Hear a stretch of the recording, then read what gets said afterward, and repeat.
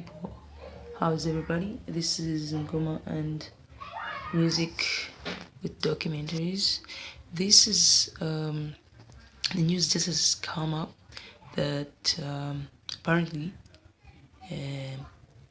some people have been assigned to assassinate the leader of the EFF, that is Julius malema, for doing what he is, spreading out the truth, and, well, the famous one, the land expropriation. You know, he made that motion. He's been pushing it all along, and yeah, there's some people upset, and my guess would be the whites. So let's get into this. This is coming from Sabic News. Let's check this out. The Economic Freedom Fighters, EFF, says it has uncovered a plot to assassinate party leader Julius Malema. The plot apparently originated in the Northwest Province and is linked to a motion of no confidence against Premier Supramahuma Pelu that the party has called for. Apparently, the plotters have approached assassins in various provinces, and all the police have been alerted rather. Mandisa Mashiho is the Gauteng provincial chairperson for the EFF, and she joins us now in our studios in Johannesburg. Good morning to you, Mandisa. Thank you so much for coming through. Good morning, and good morning to the viewers too. Now, where and how did this allegation come to light? Well, you know that it's not the first time that the commander-in-chief has had his life threatened. But of course, at any given point in the work that we do as a revolutionary organization, some of those things naturally are expected. But there's been a spike, and obviously an unusual spike, which is very concerning, but also taken extremely seriously by the EFF, as you've correctly said, that we have, informants, and we have our own sources of information. As you would know, we do have security for the commander-in-chief and the leadership of the EFF, and so the information that we have now indicates that these latest threats should be taken seriously, considering the current environment on the ground in terms of the EFF's position on land expropriation, but driven primarily by our land occupation program, which is our permanent program. But also, as you would know, there's recent developments in the Northwest Province where we are pushing for a motion of no confidence against the corrupt Supra. And so, AfriForum as well, from the right, white supremacist right-wing organization, AfriForum has had an increased effort on their part to stop land occupation. They basically have taken it upon themselves to say that any program of the EFF and any efforts of communities on the ground to assist themselves in terms of, pressing accommodation needs, by pushing for land occupation programs harder than we have before. All of these actions have come together to culminate with increased threats. Let me just come there, Mandisa. This particular plot that we're talking about this morning, is it a fairly new one? Because as you have correctly said that there had been plots previously.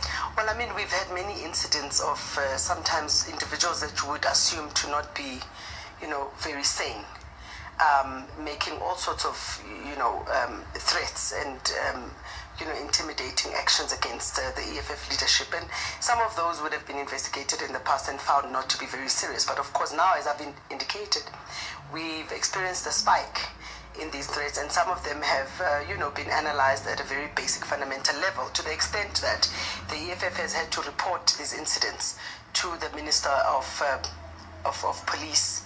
And we've actually received confirmation that our complaints are being taken seriously, that there is, a special investigative team that will be set up to look into all these allegations and obviously the signs that the assassination plots are very likely real.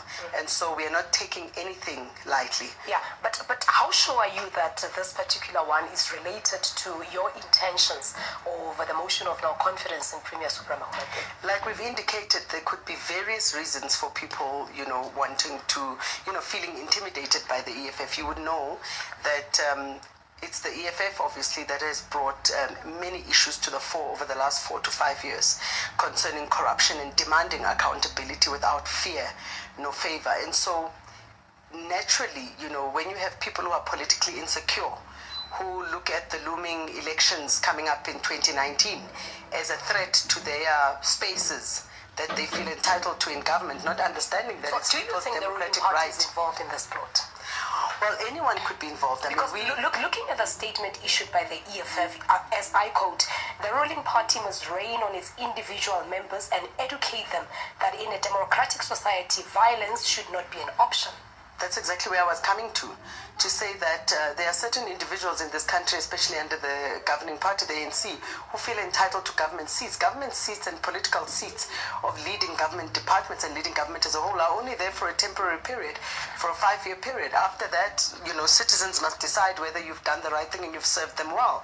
And so we are very sure that there are indications that these threats, like I said earlier, could be coming from anywhere between the far right wing, which are represented by AfroForum and all their, nefarious right-wing redneck thugs, or from thugs within the ANC who feel entitled to government and can see the signs that, time is going to be up pretty much soon and the elections are coming up next year, and all sorts of funny, intimidating tactics to make us feel like we'll be weakened somehow. We are not taking those threats very lightly, and we have every indication currently to know, like I said earlier, every indication is telling us that these threats are real, and that the promises, or rather the process of looking for assassins and even contacting, criminal gangs is very real. We have every reason to believe that it's real, and the Minister of Police, has agreed that these threats could very much be real, and that government needs to take them seriously. From what you have gathered so far, I know the Eastern Cape was mentioned, that apparently assassins were contacted from that province. The Western Cape specifically is one province that came out here. You would know that there's a lot of gang violence and organized, criminal activity there, and obviously it's notorious for its gang activity.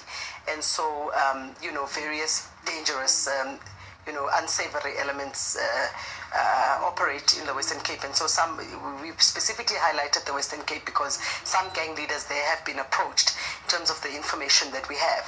We have lots of sources of, information, and we also have our own internal methods. As you know, we've also beefed up security internally in the organization, because we cannot take that risk. We cannot afford to risk the life of the Commander-in-Chief, and we cannot allow anyone to think that they can entertain thoughts of assassination or any other crazy, thoughts at the moment. All right, we have to leave it at that, but without giving too much out now, what happened?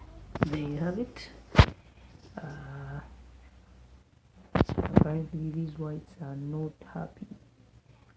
I'm pretty sure it's one of those mixed people that are found in the Western Cape. If you check the way they behave, as if they're demon possessed. Anyway, make sure you subscribe, and till next time.